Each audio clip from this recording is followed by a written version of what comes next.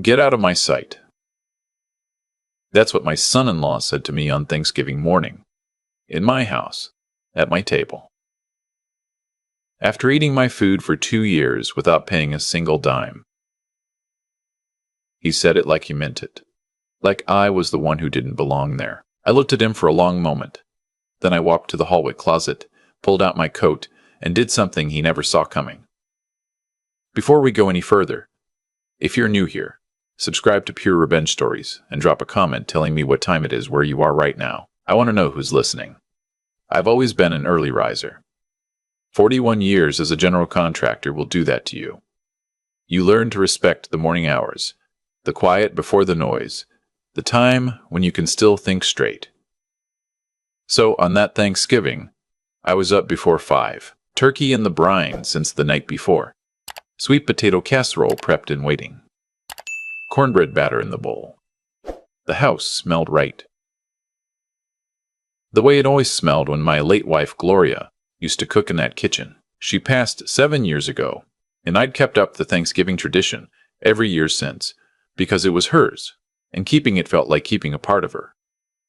I'd bought this house in 2003. 3-bedroom colonial on a quiet street in Naperville, Illinois. Paid it off in 2019. Sat on about $400,000 in equity, which I never talked about, because I'm not the kind of man who talks about money. My daughter Cecile called me 11 months before that Thanksgiving. She was crying before she even finished saying hello. Dad, we're in trouble. Nolan's business is gone. We got 30 days before we lose the apartment. Nolan, her husband of 4 years, he'd started a landscaping company right before the pandemic and spent 2 years convincing himself it was going to work. It didn't work. I knew it wasn't going to work when he told me his plan. No commercial contracts, no equipment budget, just residential work in a market already crowded with established outfits. But Cecile loved him, and I kept my mouth shut. Come home, I told her.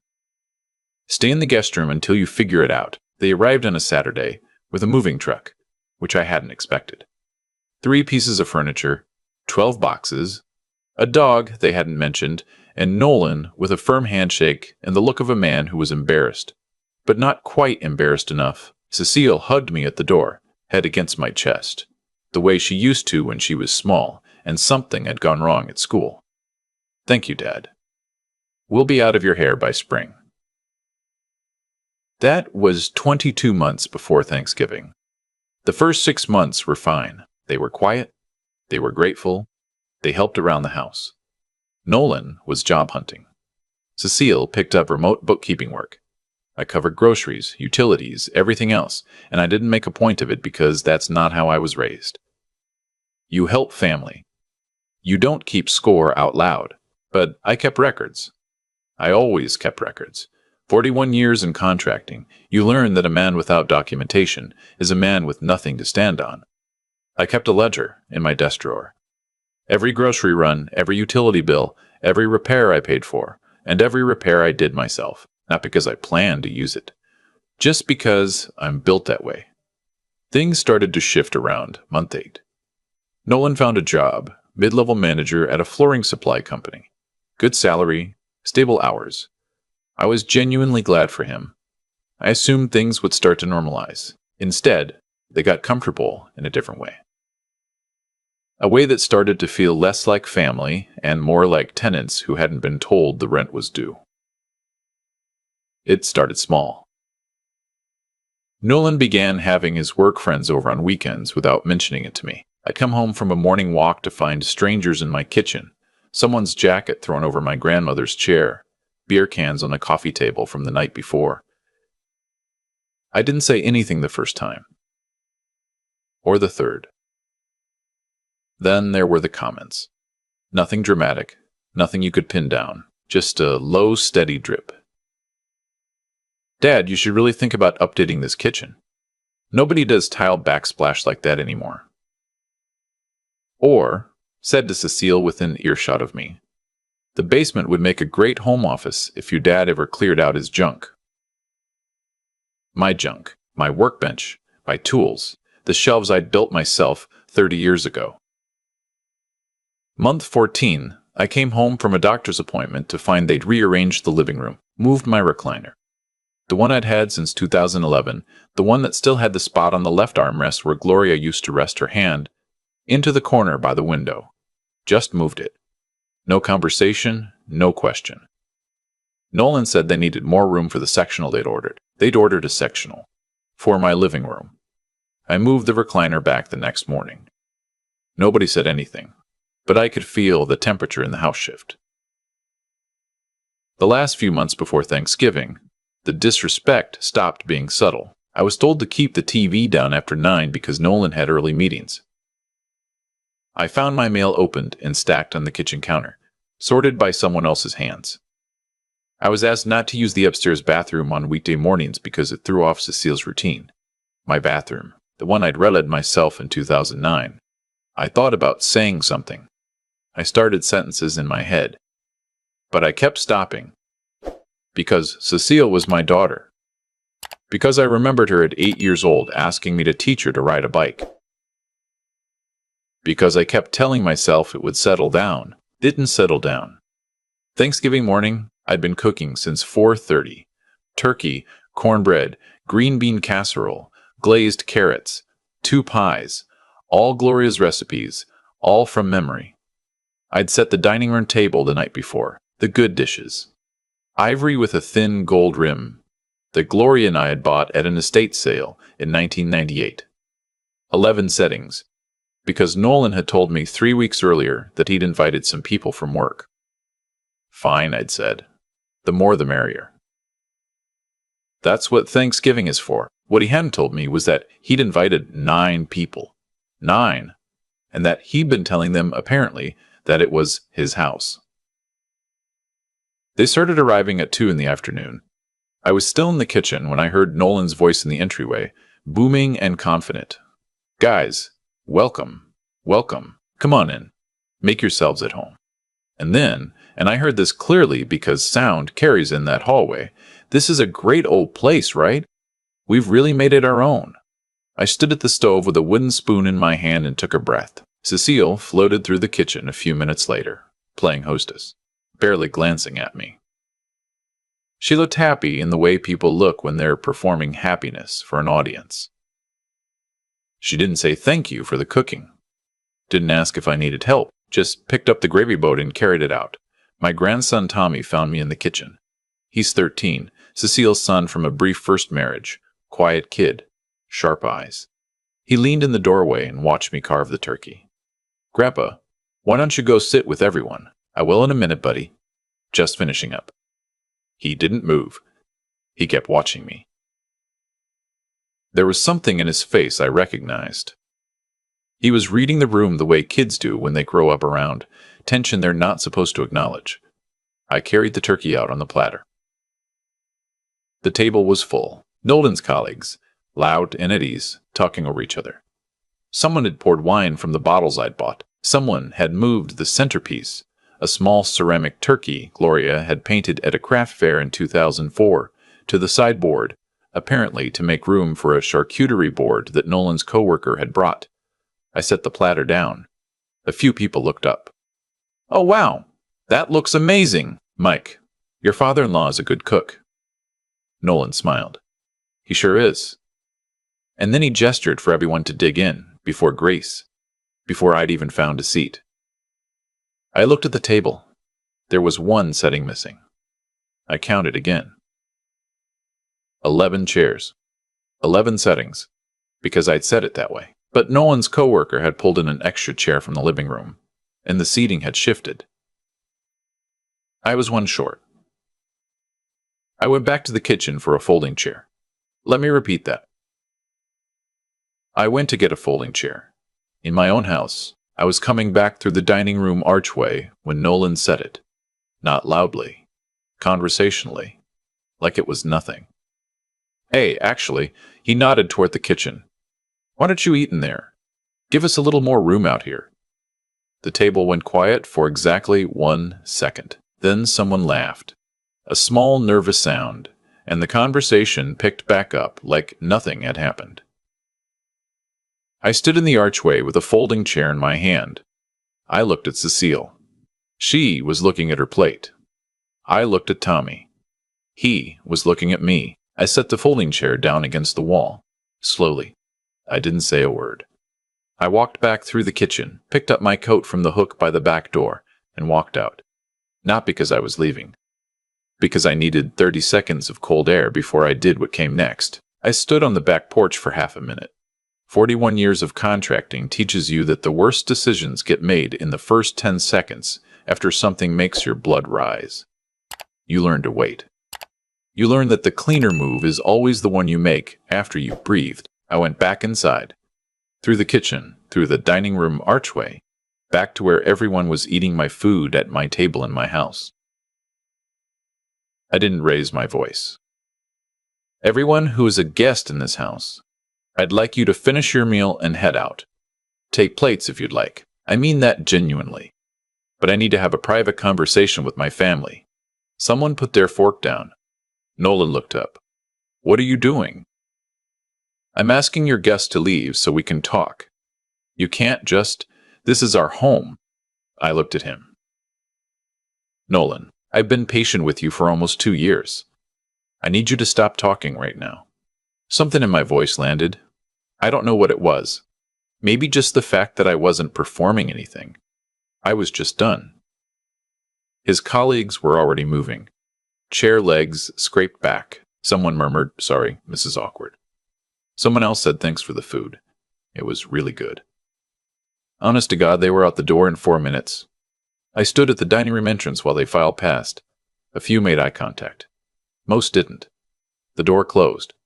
Nolan started immediately. You just humiliated me in front of my entire... I held up one hand. He stopped. I sat down at the head of the table. My seat. The one I'd sat in for 20 years. I folded my hands and I looked at both of them.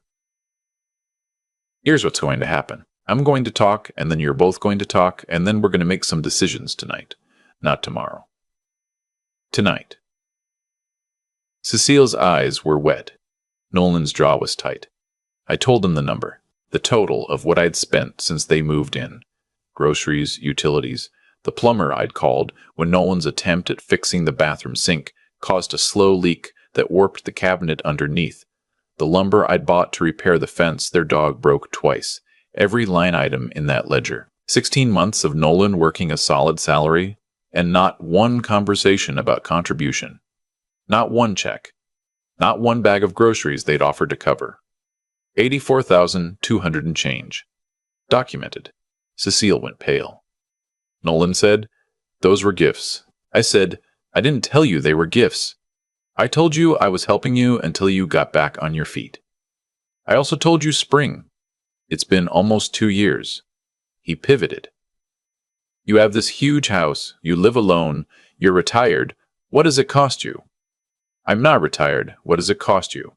"I'm not retired," I said. "I contract part-time, and what it cost me isn't the point. The point is, you told your friends this was your house. You moved my furniture without asking. You opened my mail. You told me to eat in the kitchen at my own Thanksgiving table. And my daughter sat there and didn't say a word. That one landed on Cecile more than anything else I said. I watched it hit her. The conversation went another 40 minutes. Nolan was defensive, then conciliatory, then defensive again. He talked about stress and transition and how hard the last 2 years had been. I let him talk. I've sat across from difficult men in difficult negotiations my whole career. You let them burn through the performance before you get to the real conversation. Cecile was quieter. Toward the end, she said something I didn't expect. "Dad, I knew it was getting out of hand, and I didn't say anything because I didn't want to rock the boat." "That's not an excuse. I'm telling you because you deserve to hear me say I knew. I appreciated that more than she knows. But it didn't change what had to happen. I told them they had 60 days. I wasn't asking them to leave in the cold. I wasn't putting bags on the porch. 60 days to find a place, and during those 60 days I expected basic respect in this house. That meant I sat where I wanted. My mail stayed sealed. And no one invited anyone over without asking me first. Noban said 60 days wasn't enough. I said I could make it 30 if he preferred. He didn't prefer. They moved out on day 58. I know, because I counted.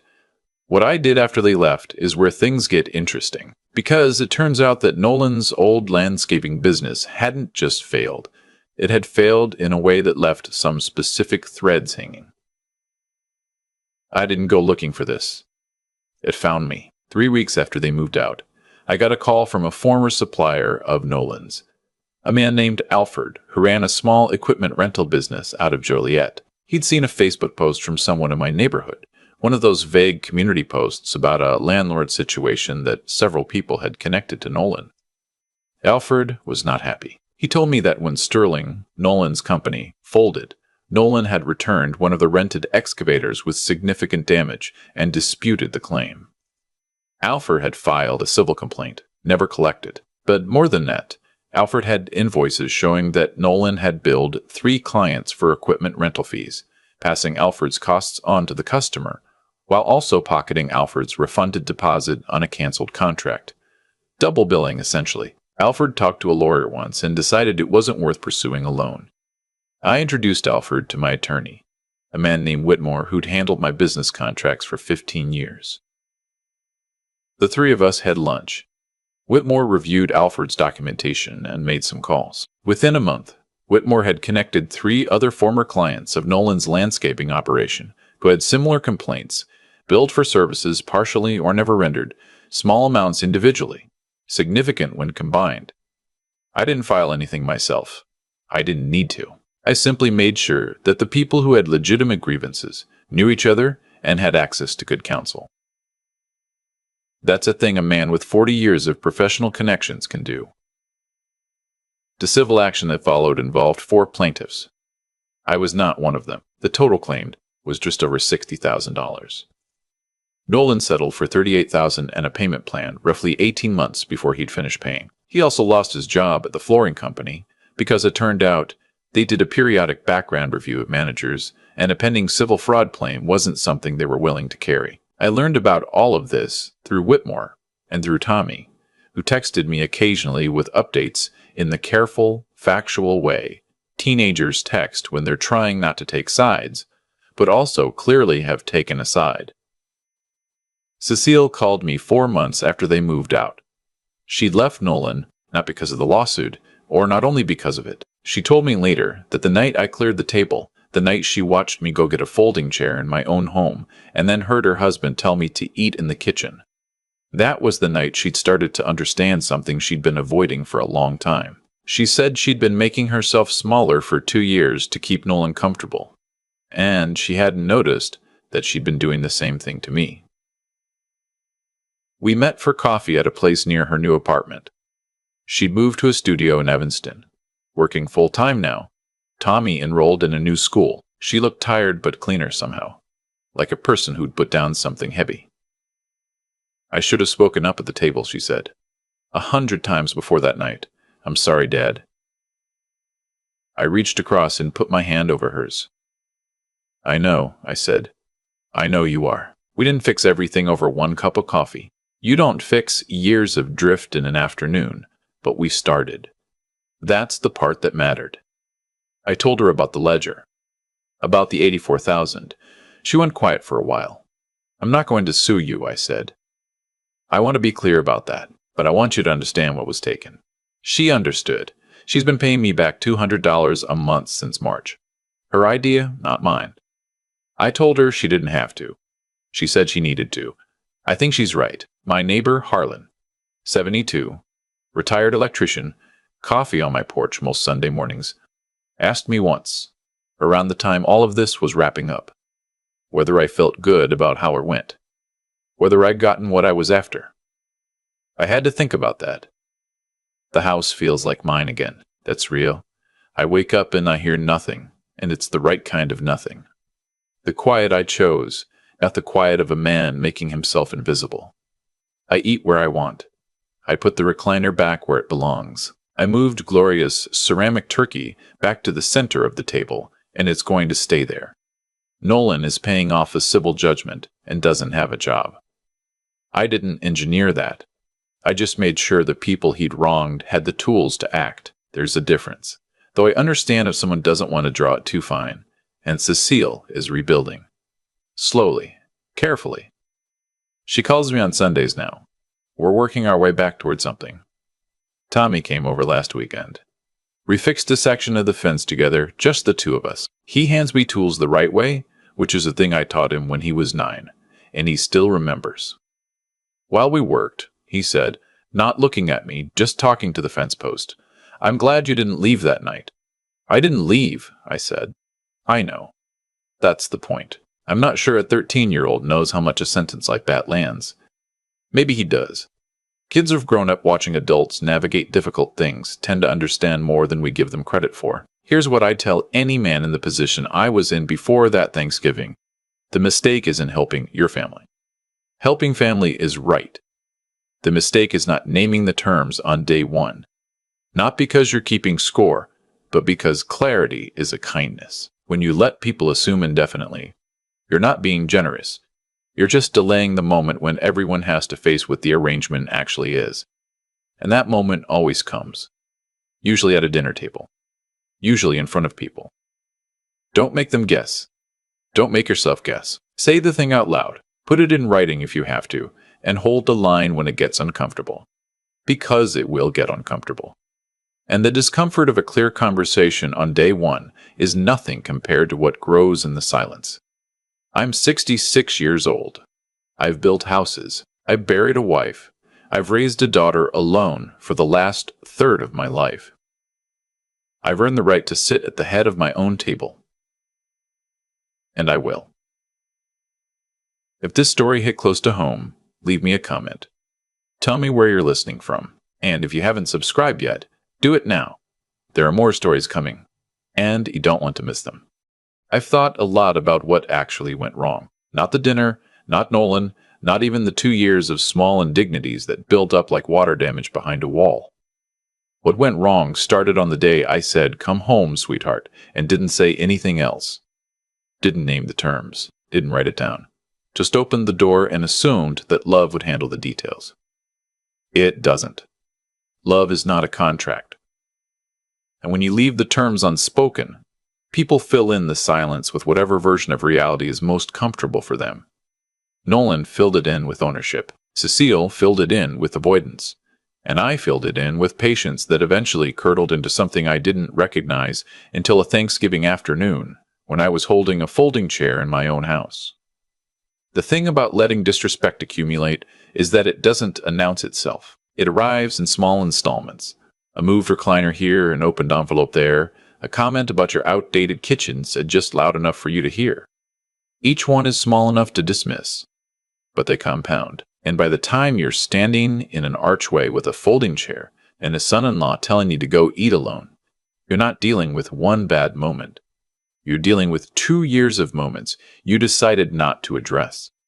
That's not patience. I understand that now. Patience is a choice you make consciously because waiting serves a purpose. What I was doing was avoidance, dressed up as generosity. I kept telling myself I was being the bigger man. What I was actually doing was making myself smaller so that everyone else could be comfortable. What changed on that Thanksgiving? What I did when I walked back through that kitchen and asked his colleagues to leave wasn't anger. It was clarity. I'd finally stopped negotiating with myself about what I deserved in my own home. And clarity, when it comes after a long time of fog, feels almost physical, like a window opening. Nolan's consequences didn't come from me.